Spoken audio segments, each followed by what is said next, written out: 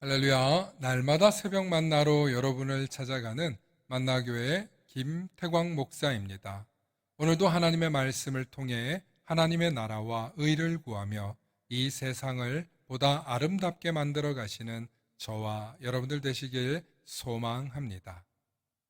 오늘 우리에게 주시는 말씀은 이사야서 54장 9절로부터 10절의 말씀입니다.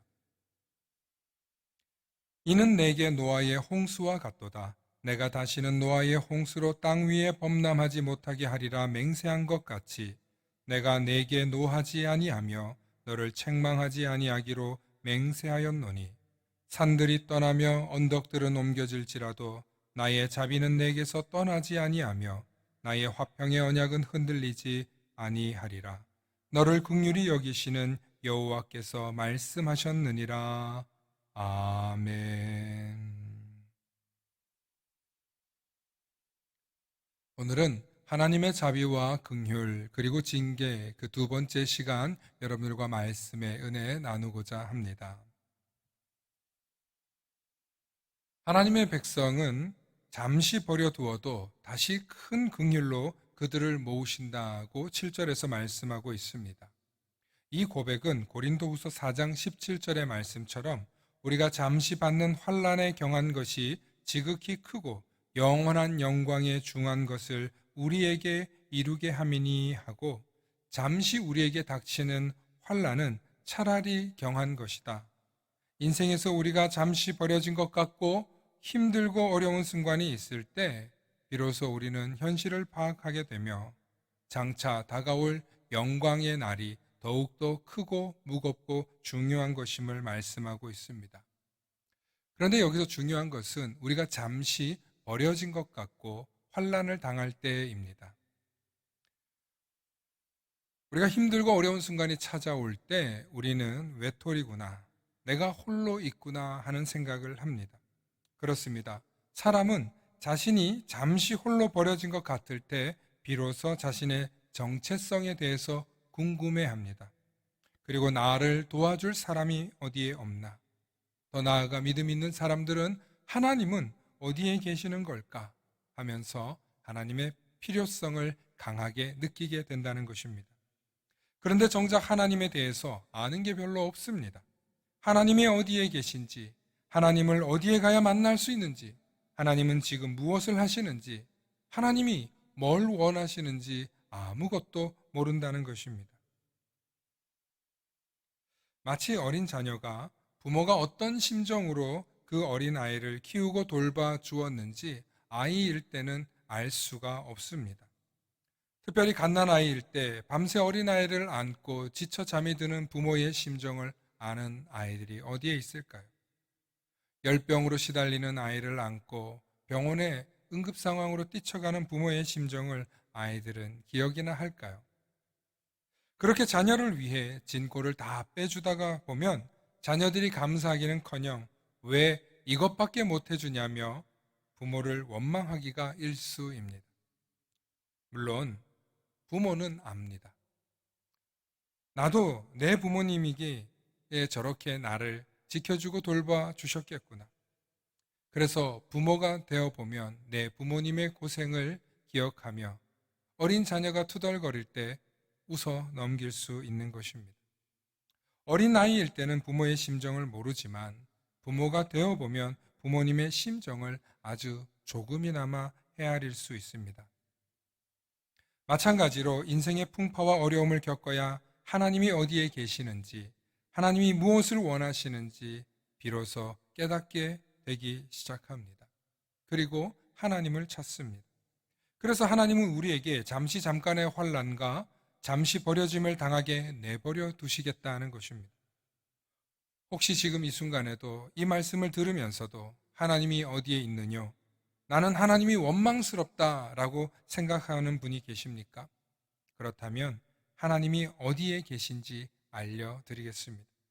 하나님을 원망해서는 답이 없다는 것을 알려드리겠습니다. 하나님은 말씀을 통해 계시됩니다. 그래서 하나님은 말씀 속에도 계시고 말씀으로 이루어지시기도 합니다. 또한 하나님은 온 만물 위에 계십니다. 사람 마음 속에도 계십니다. 그리고 이 세상 속에도 계시고 이 세상 너머에도 계십니다.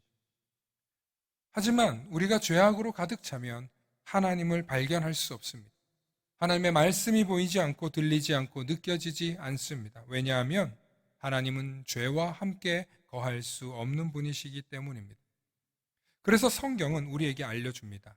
우리가 거룩해질 수 있는 유일한 길이 우리의 죄를 사해 주시는 예수 그리스도의 피를 믿고 그분이 우리의 죄악을 담당해 주시는 분임을 믿을 때 우리가 거룩해진다는 것입니다.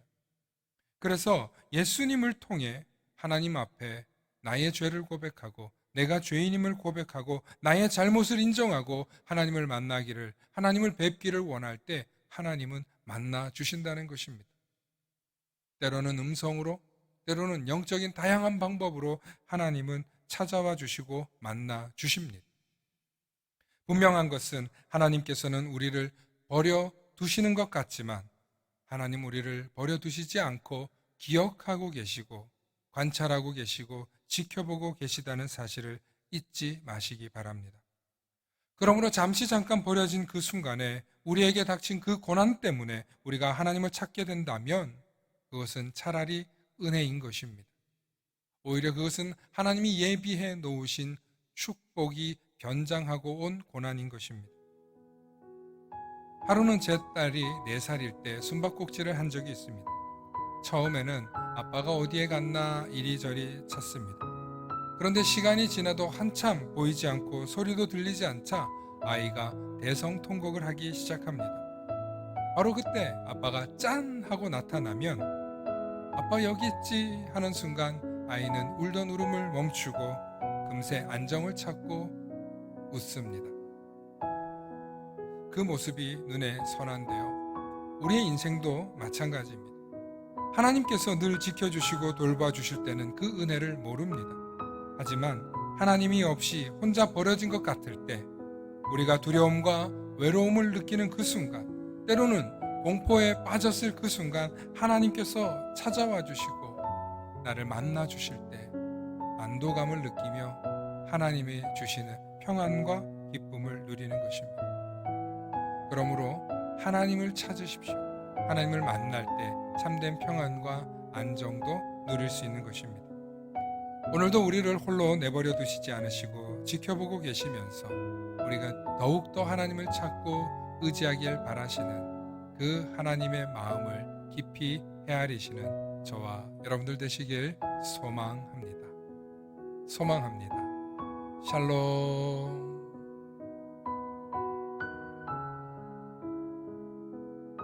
다 함께 기도하시겠습니다. 사랑과 은혜가 충만하신 아버지 하나님 참으로 감사합니다. 하나님은 언제나 우리를 바라봐 주고 계시고 언제나 우리를 밝은 태양처럼 비춰주고 계시는데 때로는 구름에 가려져 때로는 어둠과 절망의 파도 앞에 하나님이 보이지 않는다며 하나님이 어디에 계시냐며 불평하고 원망할 때가 있었음도 고백합니다. 하나님 우리를 불쌍히 여겨주시고 하나님께 부르짖고 하나님께 외칠 때 우리의 소리를 들으시고 응답하실 뿐만 아니라 우리를 만나주시는 하나님이심을 잊지 않게 해주시고 날마다 하나님과 동행하며 하나님을 의지하며 하나님이 없다고 느껴지는 그 순간 더욱더 하나님을 찾을 수 있는 우리들이 되게 하여 주시옵소서. 그래서 그 믿음으로 하나님의 은혜와 능력을 경험하게 하시고 더욱더 믿음의 사람 될 수 있도록 믿음을 선물로 축복하여 주시옵소서.